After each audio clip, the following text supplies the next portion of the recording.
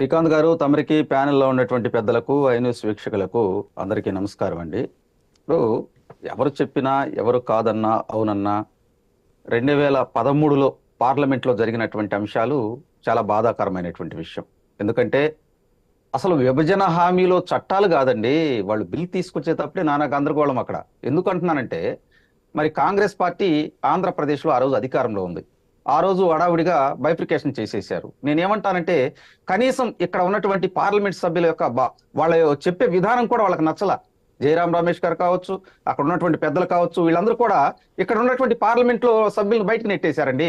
తలుపులు వేసుకొని విభజన చట్టంలో ఉన్నటువంటి కీలకమైనటువంటి అంశాలు డిస్కస్ చేశారు. దీంతో ప్రధానంగా నేనేమంటానంటే, ఆ రోజు ఉన్నటువంటి కిరణ్ కుమార్ రెడ్డి గారు, ముఖ్యమంత్రి గారు, ఆయన కూడా కొన్ని కీలకమైనటువంటి విషయాలు, నేను ఒక నోట్ ఇస్తున్నాను మీకు, కనీసం దీన్నన్నా పరిశీలించమన్నారు. ఎక్కడ కూడా ఆ పరిశీలన చేయాలి. నేనేమంటానంటే, విభజన హామీలో ఉన్నటువంటి చట్టాల్లో ఆర్టికల్ 214లో కీలకమైనటువంటి చాలా అంశాలు పొందుపరిచారు.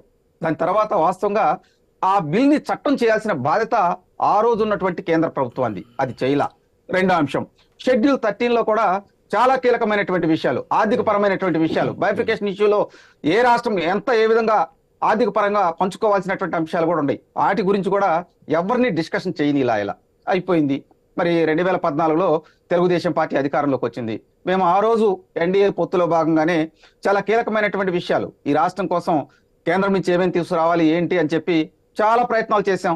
మీకు అందరికీ తెలిసే ఉండిద్ది. అమరావతి రాజధాని శంకుస్థాపన చేసేటప్పుడు కూడా మరి కేంద్ర ప్రభుత్వం కావచ్చు, ఎవరు కూడా మాకు సహాయ సహకారాలు అందించాలి. ఆ రోజు మేము ఆ రోజు కూడా అఖిల పక్షం మీటింగ్ వేసామండి, అందరిని ఆహ్వానించాం. మరి వచ్చేవాళ్ళు వచ్చారు, రానోళ్ళు రాలా. ఆ రోజు కూడా దీంతో పాటు ప్రధానంగా ఏమంటామంటే, మేము ఆ రోజు బీజేపీతో సఖ్యతగా ఉన్నమాట వాస్తవమే. విడిపోయిన రాష్ట్రం, మేము వాళ్ళతో కొట్లాట చేసుకుంటా ఉంటే ఈ రోజు ఉండేటువంటి ఏదైతే కేంద్రం ఇచ్చినటువంటి ఎయిమ్స్ కావచ్చు, అదేవిధంగా ఇక్కడికి వచ్చినటువంటి ఎడ్యుకేషన్ ఇన్స్టిట్యూట్స్ కావచ్చు, అదేవిధంగా ఇక్కడ వచ్చినటువంటి మౌలిక వస్తువుల్లో భాగంగా రోడ్స్ కావచ్చు, ఇవన్నీ వేసేవాళ్ళం కాదు ఆ రోజు. కానీ ఏ రోజు కూడా కాంగ్రెస్ మాట్లాడలేదు, వైఎస్ఆర్సీపీ వాళ్ళు మాట్లాడాల.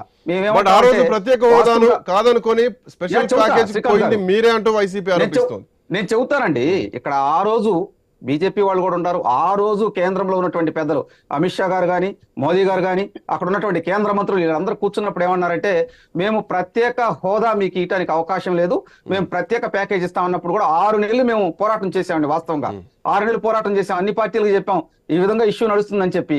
ఎవరు కూడా కలవల. మేము ఎందుకంటామంటే, ఇది అఖిల పక్షం మీటింగ్ ఏర్పాటు చేయడానికి అసెంబ్లీలో కార్యదర్శి ఉంటాడండి, ఇది అందరూ తెలిసినటువంటి సెక్రటరీ, అతని ద్వారా మేము లెటర్లు కూడా పంపించాం, ఈ విధంగా జరుగుతూ ఉంది, దీని మీద మాట్లాడటానికి రాండి అని. ఎవరు రాలా. 2018లో పంపించారు. అది 2018లోనే సార్ మేము పంపించింది. కానీ అంతకుముందే మీరు అసెంబ్లీ తీర్మానం చేసి పంపారు, ప్రత్యేక హోదా అక్కర్లేదు, ప్యాకేజ్ ఇచ్చాలని. అది ఆంధ్రప్రదేశ్ కి గుండెలో గుండె. మీరు ఒక్క నిమిషం ఆగండి. ఆంధ్రప్రదేశ్ గుండెలో తర్వాత రాజశేఖర్ గారు, నేను చెప్పేది 2016లో పంపించాం. 2016లో మేము వెళ్ళేటప్పుడు కూడా పంపించాం, కావాలంటే మీరు చెక్ చేసుకోండి, మీకు ఇచ్చిన గెస్ట్ నోటిఫికేషన్ లో ఉండిద్ది. తర్వాత 2018లో కూడా ఏమన్నామంటే, మేము ప్రత్యేక ఏదైతే ఈ ప్యాకేజ్ అంశాలు ఉన్నాయో అవన్నీ పొందుపరుస్తూ లేఖలు రాశాం. 2016లో రాశాం. ఆ రోజు కూడా కాంగ్రెస్ పార్టీ వాళ్ళు ఎవరు లేరండి, అసెంబ్లీ నుంచి బయటకు వెళ్ళిపోయారు వైఎస్ఆర్ కాంగ్రెస్ పార్టీ వాళ్ళు. మేము ఏమంటామంటే, సరే ఇవన్నీ జరిగిన పరిణామాల్లో కేంద్రంలో ఉన్నటువంటి కాంగ్రెస్ కూడా మాట్లాడలేదు శ్రీకాంత్ గారు. ఆ రోజు లేదు ఆంధ్రప్రదేశ్ కి అన్యాయం జరుగుతుందని ఎవరు అక్కడ మాట్లాడాల. సరే ఈ అంశాన్ని తెర మీదకి తీసుకొచ్చి ఇప్పుడు నానా ఇష్యూలు చేసేస్తూ ఉన్నారు. నేనేమంటానంటే, గౌరవ జగన్మోహన్ రెడ్డి గారు ప్రత్యేక హోదా మీద మేము కట్టుబడి ఉన్నాం, ప్రత్యేక ప్యాకేజీకి వచ్చేటువంటి నిధులు కానీ ఆ సంస్థలు కానీ మాకు అక్కర్లేదన్నారండి. ఈ 4.5 సంవత్సరాలు వాళ్ళు కూడా దాన్ని యాక్సెప్ట్ చేశారు కదా.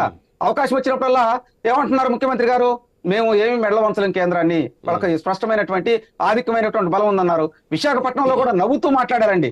ఏమండి, ముఖ్యమంత్రి గారు చేతులు నలుపుకుంటా ప్రధాన మంత్రి గారిని అభ్యర్థించారు, అంతేగాని డిమాండ్ చేయలేక. వాళ్ళు ప్రత్యేక హోదా మీద గెలిచారు. వాస్తవంగా వాళ్ళు వచ్చిన తర్వాత తొంగలోకి దొక్కేశారు. నేనేమంటానంటే, కీలకమైనటువంటి విషయాలు మాట్లాడుకునేటప్పుడు ఇప్పుడున్న పరిస్థితులు చూడండి, ఎక్కడన్నా కానీ ఈ అంశాల గురించి ఎక్కడ వైకాపా పార్టీ వాళ్ళు మాట్లాడట్లా.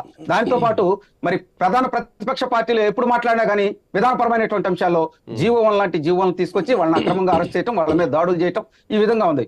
రాష్ట్రంలో దాని మీదే పోరాడాలా? రాష్ట్రంలో రైతు ఆత్మహత్యలు పెరిగిపోయినాయి, మహిళల మీద దాడులు పెరిగిపోయినాయి, నిరుద్యోగులు ఎక్కువైపోయారు, నిరుద్యోగులు ఆత్మహత్యలు చేసుకుంటున్నారు. దీనిపైన ప్రశ్నించాల్సినటువంటి అవసరం ఉంది, ఉద్యోగాలపైన, నిరుద్యోగులపైన, రాష్ట్ర బడ్జెట్ పైన. కానీ ప్రత్యేక హోదా అనేది ఎన్నికలను తలకిందులు చేసేటువంటి అంశం. దాన్ని బేస్ చేసుకొని రాజకీయ పార్టీలు ప్రచారంలోకి వెళ్తున్నటువంటి క్రమం. సో ఇట్లా నేపథ్యంలో ప్రత్యేక హోదా కోసం గతంలో ఎన్నికలకు పోయినారు. ప్రత్యేక హోదా 2 పాచిపోయిన లడ్డూలను ఆ రోజు జనసేన అనడం జరిగింది. ప్రత్యేక హోదా కాదు మాకు ప్యాకేజ్ చాలంటూ కూడా మీరు లెటర్ రాయడం జరిగింది. దాన్ని తీర్మానం చేసి పంపించడం జరిగింది. ఇవన్నీ కూడా చరిత్రలో ఉన్నాయి. ఇట్లా నేపథ్యంలో ఇప్పుడు మళ్ళీ ఇదే అంశం తెరపైకి వస్తోంది. ఇంకొక విషయం, నిజదరాజు గారు, సో భారతీయ జనతా పార్టీ కేంద్రంలో మీరే ఉన్నారు, 10 ఏళ్లుగా అధికారంలో ఉన్నారు. రాష్ట్ర విభజన తర్వాత మీరు అధికారంలోకి రావడం జరిగింది. ప్రత్యేక హోదా గురించి వాళ్ళు అడగలేదు, మీ ఇవ్వలేదని చెప్తున్నారా?